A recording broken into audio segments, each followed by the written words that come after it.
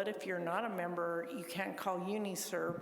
You have your insurance from the insurance table out there, but what do you do with the support of the grievances? Yeah, I think it's interesting.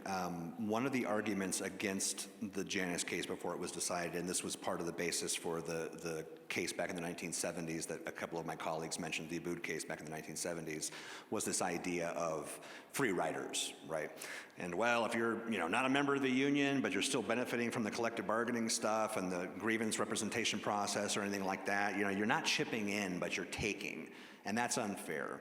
And one of the cool things, if you haven't looked at the Janus case, one of the cool things that the court does in that case is says, that's nonsense. Hey, that kind of made sense to us back in the 1970s, but that doesn't make sense to us now. Do you know why?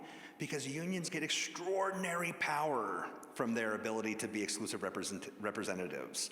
And this is not something where they're walking down the street and they go, oh, well, I guess I found my exclusive representation badge, and that's a nice little benefit. I mean, no, they spend decades working to acquire this kind of power.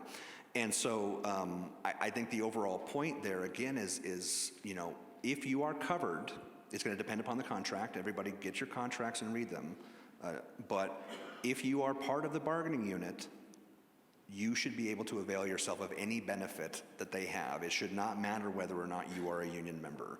And again, that's something else you're not going to hear in a new employee orientation. You're just going to hear, if you don't join the union, then you are, an immoral person.